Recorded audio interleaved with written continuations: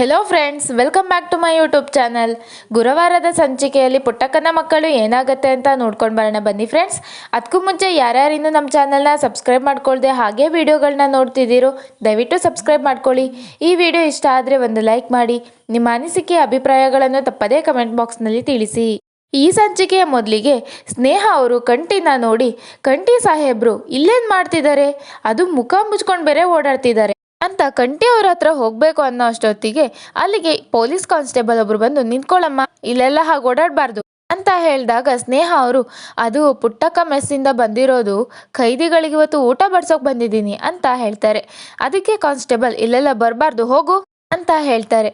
ಅದಕ್ಕೆ ಸ್ನೇಹ ಅವರು, ನೀರು ಬೇಕಿತ್ತು ಅಂತ ಹೇಳಿದಾಗ ಕಾನ್ಸ್ಟೇಬಲ್, ನೀರು ಆ ಕಡೆ ಸಿಗತ್ತೆ, ಈ ಕಡೆ ಎಲ್ಲ ಹಾಗೆ ಬರಬಾರ್ದು ಅಂತ ಹೇಳ್ತಾರೆ. ಅದಕ್ಕೆ ಸ್ನೇಹ ಅವರು, ಆಯ್ತು ಕ್ಷಮಿಸ್ಬಿಡಿ ಅಂತ ಹೇಳ್ತಾರೆ.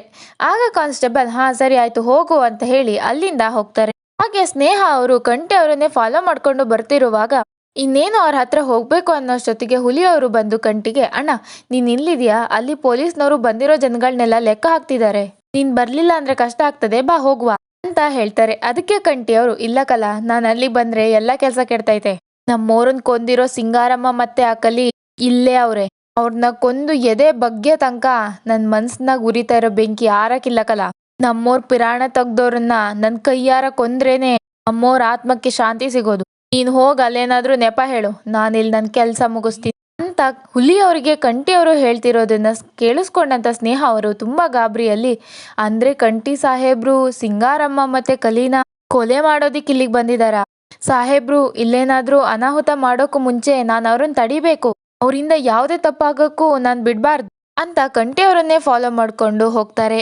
ಇನ್ನು ಈ ಕಡೆ ಸಚಿನ್ ಮತ್ತೆ ಸುಮಾ ಅವರು ಕ್ಯಾಂಟೀನಲ್ಲಿ ಕುತ್ಕೊಂಡಿರುವಾಗ ಸಚಿನ್ ಅವರು ಸುಮಾನೇ ನೋಡ್ತಾ ಇರ್ತಾರೆ. ಆಗ ಸುಮಾ ಅವರು ಅದನ್ನ ನೋಡಿ, ಏ ಸಚಿನ್ ಏನ್ ಮಾಡ್ತಿದೀಯಾ ಅಂತ ಕೇಳ್ತಾರೆ. ಆಗ ಸಚಿನ್ ಅವರು, ನಿನ್ನೆ ನೋಡ್ತಾ ಇದ್ದೀನಿ ಅಂತ ಹೇಳ್ತಾರೆ. ಅದಕ್ಕೆ ಸುಮಾ ಅವರು, ಆಮೇಲೆ ನೋಡುವಂತೆ, ಆರ್ಡರ್ ಮಾಡಿ ಎಷ್ಟೊತ್ತಾಯ್ತು, ಇನ್ನೂ ಕೊಟ್ಟಿಲ್ಲ ಕೇಳು ಅಂತ ಸಚಿನ್ ಅವರನ್ನ ಅಲ್ಲಿಂದ ಕಳಿಸ್ತಾರೆ. ಸಚಿನ್ ಅವರು ಜ್ಯೂಸ್ನ ತಗೊಂಡು ಬರ್ತಿರುವಾಗ ಸಚಿನ್ ಅವ್ರ ಫೋನಿಗೆ ಅಮ್ಮ ಅನ್ನೋ ನಂಬರ್ ಇಂದ ಕಾಲ್ ಬರುತ್ತೆ. ಸುಮಾ ಅವರು ಅದನ್ನ ಅಬ್ಸರ್ವ್ ಮಾಡ್ತಾರೆ. ಮತ್ತೊಂದ್ಸತಿ ಕಾಲ್ ಮಾಡ್ತಾರೆ. ಆಗ ಸುಮಾ ಅವರು, ಯಾರ್ದೋ ಕಾಲ್ ಬರ್ತಾನೆ ಇದೆ ಅಂತ ಮೊಬೈಲ್ ನ ತಗೊಂಡು ನೋಡ್ತಾರೆ. ಅದ್ರಲ್ಲಿ ಅಮ್ಮ ಅಂತ ಸೇವ್ ಇರೋದನ್ನ ನೋಡಿ, ಅಮ್ಮನ, ಯಾರು ಅಮ್ಮ ಅಂತ ಕೇಳ್ತಾರೆ. ಅದಕ್ಕೆ ಸಚಿನ್ ಅವರು, ಅದು ನನ್ನ ಫ್ರೆಂಡ್ಸು ಮತ್ತೆ ನನ್ನ ಮಧ್ಯೆ ಇರೋ ಜೋಕ್ ಅಂತ ಕಾಲ್ ಕಟ್ ಮಾಡಿರ್ತಾರೆ. ಮತ್ತೆ ಅವ್ರ ಫೋನಿಗೆ ಕಾಲ್ ಬರುತ್ತೆ. ಆಗ ಸುಮಾ ಅವರು, ಸಚಿನ್ ಅವ್ರು ನಿನ್ ಪಿಕ್ ಮಾಡೋ ತನಕ ಬಿಡಲ್ಲ ಅನ್ಸತ್ತೆ, ಮಾತಾಡು ಅಂತ ಹೇಳ್ತಾರೆ. ಆವಾಗ ಸಚಿನ್ ಅವರು, ಒಂದ್ ನಿಮಿಷ ಅಂತ ಸ್ವಲ್ಪ ಸೈಡಿಗೆ ಹೋಗಿ ಮಾತಾಡ್ತಿರ್ತಾರೆ. ಆಗ ಸಚಿನ್ ಅವರು ಕಾಲ್ ಪಿಕ್ ಮಾಡಿ, ಹಲೋ ಹೇಳಮ್ಮ ಅಂತ ಹೇಳಿದಾಗ ರೇವತಿ ಅವರು, ಸಚ್ಚು ಬಂಗಾರಮ್ನವರು ಹುಷಾರಾಗಿ ಮನೆಗೆ ಬಂದಿದಾರಂತೆ, ಅವ್ರನ್ನ ನೋಡಕ್ಕೆ ಅವ್ರ ಮನೆಗೆ ಹೋಗ್ತಿದೀವಿ, ನೀನು ಬಾರೋ ನಮ್ ಜೊತೆ ಅಂತ ಕರೀತಾರೆ. ಆಗ ಸಚಿನ್ ಅವರು, ಬಂಗಾರಮ್ನವ್ರ ಮನೆಗ, ಇಲ್ಲ ಇಲ್ಲ ನೀವು ಹೋಗಿ ಬನ್ನಿ ಅಂತ ಹೇಳ್ತಾರೆ. ಆಗ ರೇವತಿ ಅವರು, ಸಚ್ಚು ನೀನ್ ಅವತ್ ಆಸ್ಪತ್ರೆಯಲ್ಲೂ ಅವ್ರ ಹತ್ರ ಮಾತಾಡಕ್ ಆಗ್ಲಿಲ್ಲ, ಬಾರೋ ಅಂತ ಕರೀತಾರೆ. ಅದೇ ಟೈಮ್ಗೆ ಸಚಿನ್ ಹತ್ರ ಸುಮಾ ಬರ್ತಾರೆ. ಅದನ್ನ ಅಬ್ಸರ್ವ್ ಮಾಡಿ ಸಚಿನ್ ಅವರು, ಇಲ್ಲ ಇಲ್ಲ ನೀವು ಹೋಗಿ, ನಾನು ಆಮೇಲೆ ಕಾಲ್ ಮಾಡ್ತೀನಿ, ಬಾಯ್ ಅಂತ ಕಾಲ್ ಇಡ್ತಾರೆ. ಆಗ ಸುಮಾ ಅವರು, ಏನೋ ಬಂಗಾರಮ್ನವರು ಅಂತೇನೋ ಮಾತಾಡ್ತಿದ್ದೆ ಅಂತ ಕೇಳ್ತಾರೆ. ಅದಕ್ಕೆ ಸಚಿನ್ ಅವರು, ಬಂಗಾರಮ್ನವರ, ಹೇ ಬಂಗಾರ ಪರ್ಚೇಸ್ ಮಾಡಕ್ ಹೋಗೋಣ ಅಂತ ಹೇಳ್ತಿದ್ರು, ಅದಕ್ಕೆ ಇಲ್ಲ ಇಲ್ಲ ನೀವೇ ಹೋಗ್ ಬನ್ನಿ ಅಂತ ಹೇಳ್ದೆ ಅಂತ ಹೇಳಿದಾಗ ಸುಮಾ ಅವರು, ಓ ಬಂಗಾರ ಪರ್ಚೇಸ್ ಮಾಡಕ್ಕೆ ನಿನ್ನ ಕರೆಯೋ ಅಂತವ್ರು ಯಾರಪ್ಪ ಅಂತ ಕೇಳಿದಾಗ ಸಚಿನ್ ಅವರು, ಓ ಅದೇ ಹೇಳಿದ್ನಲ್ಲ ನನ್ನ ಫ್ರೆಂಡ್ಸ್ ಇದ್ದಾರೆ ಅಂತ, ಸರಿ ಬಾ ಜ್ಯೂಸ್ ಕುಡಿಯೋಣ ಅಂತ ಅಲ್ಲಿಂದ ಹೋಗ್ತಾರೆ. ಜ್ಯೂಸ್ ಕುಡಿತಾ ಸುಮಾ ಅವರು, ಸಚಿನ್ ನನ್ನ ಮದ್ವೆಗೂ ಬಂಗಾರ ಪರ್ಚೇಸ್ ಮಾಡಕ್ಕೆ ನನ್ನ ಜೊತೆ ಬರ್ತೀಯಾ ಅಂತ ಕೇಳ್ತಾರೆ. ಅದಕ್ಕೆ ಸಚಿನ್ ಅವರು, ಆಡ್ಕೋಬೇಡ ಕಣೆ, ಸುಮ್ನೆ ಕುಡಿ ಅಂತ ಹೇಳ್ತಾರೆ. ಅದಕ್ಕೆ ಸುಮಾ ಅವರು, ಕಣೇನಾ ಅಂತ ಕೇಳಿದಾಗ ಸಚಿನ್ ಅವರು, ಹ್ಞೂ ಕಣೆ ಅಂತ ಹೇಳ್ತಾರೆ. ಆಗ ಸುಮಾ ಅವರು, ಸಚಿನ್ ಅಂತ ಹೇಳಿ ಇಬ್ರು ನಗಾಡ್ತಾ ಇರ್ತಾರೆ. ಇನ್ನು ಈ ಕಡೆ ಜೈಲಲ್ಲಿ ಸ್ಟೇಜ್ ಪ್ರೋಗ್ರಾಮ್ ಶುರುವಾಗತ್ತೆ. ಆಗ ಒಬ್ರು ಇನ್ಸ್ಪೆಕ್ಟರ್, ಇವತ್ತು ಜೈಲಲ್ಲಿ ಕಾರ್ಯಕ್ರಮ ಇರೋದ್ರಿಂದ ಕೈದಿಗಳು ಬಂದು ಶಾಂತವಾಗಿ ಈ ಸಮಾರಂಭನ ಆಚರಿಸ್ಬೇಕು ಅಂತ ವಿನಂತಿ ಅಂತ ಹೇಳಿದಾಗ ಎಲ್ಲ ಕೈದಿಗಳು ಬರ್ತಾರೆ. ಎಲ್ಲ ಕೈದಿಗಳು ಬರೋದನ್ನ ಅಬ್ಸರ್ವ್ ಮಾಡ್ತಿದ್ದಂತ ರಾಧಾ ಅವರು, ಎಲ್ರು ಬರ್ತಿದ್ದಾರೆ ಆದ್ರೆ ಈ ಸಿಂಗಾರಮ್ಮನೆ ಬರ್ತಿಲ್ವಲ್ಲ ಅಂತ ಯೋಚನೆ ಮಾಡ್ತಾ ನಿಂತಿರುವಾಗ ಸಹನಾ ಅವರು ಅದನ್ನ ನೋಡಿ, ಯಾಕವಿ ಒಂಥರ ಇದೆಯಲ್ಲ, ಏನಾಯ್ತು ಅಂತ ಕೇಳ್ತಾರೆ. ಅದಕ್ಕೆ ರಾಧಾ ಅವರು, ಹಾಗೇನಿಲ್ಲ, ಫಸ್ಟ್ ಟೈಮ್ ಜೈಲಿಗೆ ಬಂದಿದ್ದೀನಲ್ಲ ಅದಕ್ಕೆ ಅಂತ ಹೇಳ್ತಿರುವಾಗ ಸಹನಾ ಅವರು, ಜೈಲಿಗೆ ಬಂದು ಒಂಥರ ಅನ್ಸ್ತೈತಾ, ಜಗತ್ನಾಗೆ ಎಲ್ರೂ ಒಂಥರ ಕೈದಿಗಳೇ, ನಾವು ಹೊರಗಡೆ ಇದ್ದು ಸಂಬಂಧಗಳಿಗೆ ಬಂದಿ ಆಗಿರ್ತೀವಿ, ಇವರು ತೆಪ್ ಮಾಡಿ ಇಲ್ಲಿ ಬಂದು ಬಂದಿ ಆಗವ್ರೆ, ಆಟ ವ್ಯತ್ಯಾಸ ಅಂತ ಹೇಳ್ತಾರೆ. ಈ ಕಡೆ ಕೈದಿಗಳೆಲ್ಲರೂ ಕುತ್ಕೊಂಡಿರುವಾಗ ಓಡ್ ಹೋಗೋಕ್ಕೆ ಪ್ಲಾನ್ ಮಾಡ್ತಿದ್ದ ಇಬ್ರು ಕೈದಿಗಳು, ಹೇ ಇದೇ ಒಳ್ಳೆ ಟೈಮು, ವಾಟರ್ ಟ್ಯಾಂಕ್ ಬಂದು ನಿಂತಿದೆ, ಹೋಗಿ ಹತ್ಕೊಬಿಡೋಣ ಅಂತ ಹೇಳಿದಾಗ ಇನ್ನೊಬ್ಬ ಕೈದಿ, ಈಗ ಬೇಡ, ಈಗ ಎದ್ದೋದ್ರೆ ಎಲ್ರಿಗೂ ಡೌಟ್ ಬರುತ್ತೆ, ವಾಟರ್ ಟ್ಯಾಂಕ್ ಹೊರಡುವಾಗ ಹತ್ಕೊಳ್ಳೋಣ ಅಂತ ಹೇಳ್ತಾರೆ. ಇದನ್ನ ಕಲಿ ಅವರು ಕೇಳಿಸ್ಕೊತಾ ಇರ್ತಾರೆ. ಹಾಗೆ ರಾಧಾ ಅವರು ಮನ್ಸಲ್ಲಿ ಆದಷ್ಟು ಬೇಗ ಸಿಂಗಾರಮ್ಮ ಬಂದ್ರೆ ಸಾಕು, ಆದಷ್ಟು ಬೇಗ ಈ ಬ್ಯಾಗ್ನ ಅವ್ರ ಕೈಲಿ ಕೊಟ್ಟು ಇಲ್ಲಿಂದ ಸೇಫ್ ಆಗಿ ಹೊರಗಡೆ ಹೋಗ್ಬೇಕು ಅಂತ ಮನ್ಸಲ್ಲೇ ಅನ್ಕೋತಿರುವಾಗ ಸಿಂಗಾರಮ್ಮನವರು ಅಲ್ಲಿಗೆ ಬರ್ತಾರೆ. ಅದನ್ನ ನೋಡಿದ ಕಾನ್ಸ್ಟೇಬಲ್, ನಿಂದೇನ್ ಸ್ಪೆಷಲ್, ಎಲ್ಲರೂ ಬಂದು ಕೂತಾಯ್ತು, ಲೀಗ್ ಬರ್ತಿದ್ಯಲ್ಲ ಅಂತ ಹೇಳಿದಾಗ ಸಿಂಗಾರಮ್ಮನವರು, ಅಯ್ಯಯ್ಯ ಅದಕ್ಕೆ ಯಾಕೆ ಕಯ್ಯ ಕಯ್ಯ ಅಂತೀಯ, ಇವಾಗ ಬಂದಿಲ್ವಾ, ಏನು ಪರ್ಸನಲ್ ಕೆಲಸ ಮಾಡ್ಕೊಳ್ಳೋದೇ ಬೇಡವಾ ಅಂತ ಹೇಳಿದಾಗ ಕಾನ್ಸ್ಟೇಬಲ್, ಆಯ್ತು ಕುತ್ಕೋ ಹೋಗು ಅಂತ ಸಿಂಗಾರಮ್ಮನ ಕೂರ ಕಳಿಸ್ತಾರೆ. ಹಾಗೆ ಸಿಂಗಾರಮ್ಮನವರು ಅಲ್ಲಿ ರಾಧಾ ಬಂದಿರೋದನ್ನ ಗಮನಿಸಿ, ಬಂದ್ಬಿಟ್ಟಿದ್ದಾಳೆ, ಪರವಾಗಿಲ್ವೇ, ಎಲ್ಲಿ ಕೈ ಕೊಟ್ಬಿಡ್ತಾಳಂತ ಹೆದರ್ಕೊಂಡಿದ್ದೆ, ಒಳ್ಳೇದೇ ಆಯ್ತು, ನಾನ್ ತೋರ್ಸಿರೋ ಬಿಸ್ಕೆಟ್ ಆಸೆಗೆ ಸರಿಯಾಗೆ ಬಿದ್ದಿದ್ದಾಳೆ ಅಂತ ಅನ್ಕೋತಿರ್ತಾರೆ. ಆಗ ಇನ್ಸ್ಪೆಕ್ಟರ್, ಇವಾಗ ನಮ್ ಜೈಲರ್ ಸಾಹೇಬ್ರು ಮಾತಾಡ್ತಾರೆ ಅಂತ ಸ್ಟೇಜ್ ಮೇಲೆ ಭಾಷಣ ಮಾಡ್ತಾರೆ. ಆಗ ಜೈಲರ್ ಸಾಹೇಬ್ರು ಬಂದು, ಎಲ್ಲರಿಗೂ ಸ್ವಾಗತ, ಈ ಸತಿ ನಾವು 69ನೇ ಕನ್ನಡ ರಾಜ್ಯೋತ್ಸವನ ಆಚರಿಸ್ತಾ ಇದ್ದೀವಿ. ಈಗ ನಮ್ಮೂರಿನ ಹೆಮ್ಮೆಯ ಹೆಣ್ಹುಲಿಯಾದ SP ಸೂರ್ಯಕಾಂತಿ ಅವರಿಗೆ ಸ್ಟೇಜ್ ಮೇಲೆ ಬರಬೇಕು ಅಂತ ಹೇಳ್ಕೊತೀನಿ ಅಂತ ಹೇಳಿದಾಗ ಸೂರ್ಯಕಾಂತಿ ಅವರು ಹೋಗಿ ಸ್ಟೇಜ್ ಮೇಲೆ ಕುತ್ಕೋತಾರೆ. ಇನ್ನು ಈ ಕಡೆ ಬಂಗಾರಮ್ಮನವ್ರ ಮನೆಗೆ ಕೇಶವ್ ಮತ್ತು ರೇವತಿ ಅವರು ಬರ್ತಾರೆ.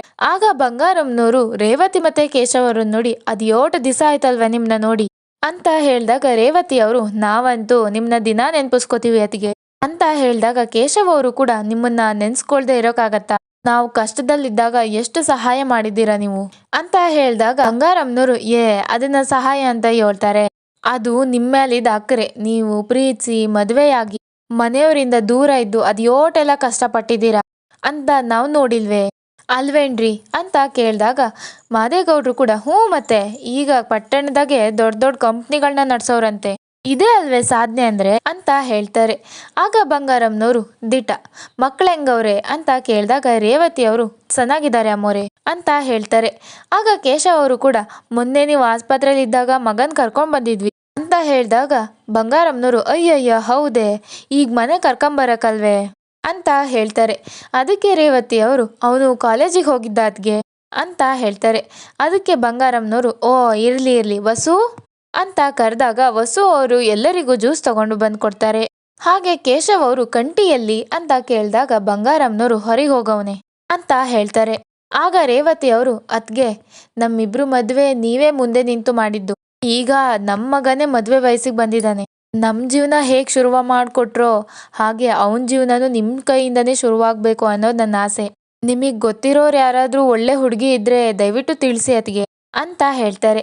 ಅದಕ್ಕೆ ಬಂಗಾರಮ್ಮನವರು, ಅಯ್ಯಯ್ಯ ಮದುವೆ ವಯಸ್ಸಿಗೆ ಬಂದ್ಬಿಡ್ತಾ ಕೂಸು, ನಾವು ನೋಡಿದಾಗ ಇಟೇ ಉದ್ದ ಇದ್ದ, ಒಳ್ಳೆ ಹುಡುಗಿನೇ ಹುಡ್ಕುಮ ಅಂತ ಹೇಳ್ತಾರೆ. ಅದಕ್ಕೆ ಕೇಶವ್ ಅವರು, ಇವಳಿಗಂತೂ ಮಗನ್ ಮದ್ವೆ ಆದ್ರೆ ಸಾಕು ಅಂತ ಹೇಳ್ತಾರೆ. ಅದಕ್ಕೆ ರೇವತಿ ಅವರು, ಹ್ಞೂ ಮತ್ತೆ ಮದ್ವೆ ವಿಷಯ ಎತ್ತಿದ್ರೆ ಸಾಕು, ಈಗೇನ್ ಮದ್ವೆಗೆ ಅರ್ಜೆಂಟು ಅಂತ ತುಂಬಾ ಕೂಗಾಡ್ತಾನದ್ಗೆ, ಅದೇ ಒಂಥರ ಟೆನ್ಷನ್ ಅಂತ ಹೇಳಿದಾಗ ಬಂಗಾರಮ್ಮನವರು, ಅಯ್ಯ ಈಗಿನ ಕಾಲದ ಹುಡುಗರು ಕಣವ, ಅವ್ರ ಮಾತಿಗೆ ಕೋಪ ಬೇಸರ ಮಾಡ್ಕೊಳಕ್ ಆಯ್ತದೆ, ನೀನ್ ಯೋಚನೆ ಮಾಡ್ಬೇಡ, ಒಳ್ಳೆ ಹುಡುಗಿನೇ ಸಿಗ್ತಾಳೆ ಅಂತ ಹೇಳಿದಾಗ ರೇವತಿ ಅವರು, ನಿಮ್ ಮಾತ್ ನಿಜ ಆದ್ರೆ ಸಾಕು ಅತ್ಗೆ ಅಂತ ಮಾತಾಡ್ತಾ ಇರ್ತಾರೆ. ಇನ್ನು ಈ ಕಡೆ ಜೈಲಲ್ಲಿ SP ಸೂರ್ಯಕಾಂತಿ ಮೇಡಮ್ ಅವರು ಭಾಷಣಕ್ಕಂತ ಬಂದಿರುವಾಗ ಕಂಟಿ ಅವರನ್ನ ನೋಡ್ತಾರೆ.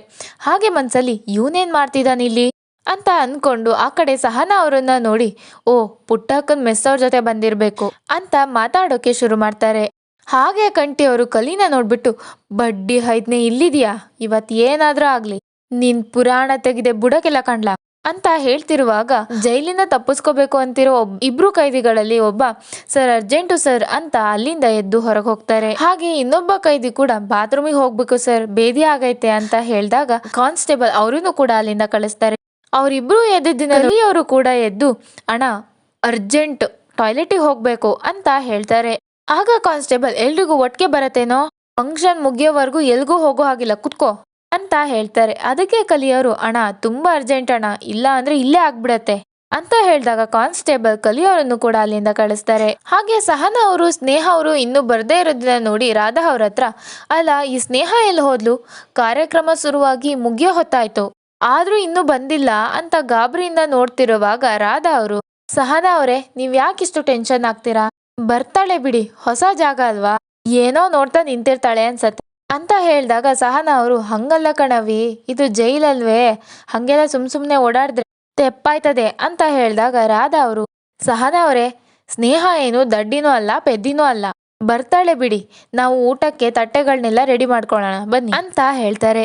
ಹಾಗೆ ಕಂಠಿ ಅವರು ಸ್ಪೀಕರ್ ಬಾಕ್ಸ್ ಹಿಂದ್ಗಡೆ ಬಚ್ಚಿಟ್ಟಿದ್ದ ಕತ್ತಿನ ತಕೊಂಡು ಅವ್ರ ಸೊಂಟದಲ್ಲಿ ಸಿಗಿಸ್ಕೋತಿರುವಾಗ ಹುಲಿ ಅವರು, ಅಣ್ಣ ನಿನ್ ಕತ್ತಿನ ಅಲ್ಲಿ ಬಚ್ಚಿಟ್ಟಿದ್ಯಾ, ಒಳ್ಳೆ ಮಂಡೆ ಮಾರೆ, ಪೊಲೀಸ್ ಅವ್ರನ್ನ ಚೆನ್ನಾಗಿ ಬಕ್ರ ಮಾಡಿದ್ಯಾ ಅಂತ ಹೇಳಿದಾಗ ಕಂಠಿ ಅವರು, ಇವತ್ತು ಆ ಕಲಿನ್ ಎತ್ತಿಲ್ಲ ಅಂದ್ರೆ ನಂಗೆ ಸಮಾಧಾನ ಇಲ್ಲ ಕಲ, ಯಾರಿಗೂ ಸಂಶಯ ಬರ್ದಂಗೆ ನೋಡ್ಕೊಳ್ಳಿ ಅಂತ ಕಲಿ ಅವ್ರನ್ನ ಫಾಲೋ ಮಾಡ್ಕೊಂಡು ಕಂಠಿ ಅವರು ಹೋಗ್ತಾರೆ. ಇದನ್ನ ಗಮನಿಸಿದ ಸ್ನೇಹ ಅವರು, ಅಯ್ಯೋ ಕಂಠಿ ಸಾಹೇಬ್ರು ಕತ್ತಿಯೆಲ್ಲ ಎತ್ಕೊಂಡು ಹೋಗ್ತಿದಾರಲ್ಲ, ಏನಾದ್ರೂ ಅನಾಹುತ ಆಗೋಕ್ಕೂ ಮುಂಚೆ ನಾನವ್ರನ್ನ ತಡಿಬೇಕು ಅಂತ ಕಂಠಿ ಅವರನ್ನೇ ಫಾಲೋ ಮಾಡಿಕೊಂಡು ಹೋಗ್ತಾರೆ. ಇದು ಗುರುವಾರದ ಸಂಚಿಕೆ. ಮುಂದಿನ ಸಂಚಿಕೆಗಳಿಗಾಗಿ ನಮ್ಮ ಚಾನಲನ್ನು ತಪ್ಪದೇ ಸಬ್ಸ್ಕ್ರೈಬ್ ಆಗಿ. ಈ ವಿಡಿಯೋ ಇಷ್ಟ ಆದರೆ ಒಂದು ಲೈಕ್ ಮಾಡಿ. ನಿಮ್ಮ ಅನಿಸಿಕೆ ಅಭಿಪ್ರಾಯಗಳನ್ನು ತಪ್ಪದೇ ಕಮೆಂಟ್ ಬಾಕ್ಸ್ನಲ್ಲಿ ತಿಳಿಸಿ.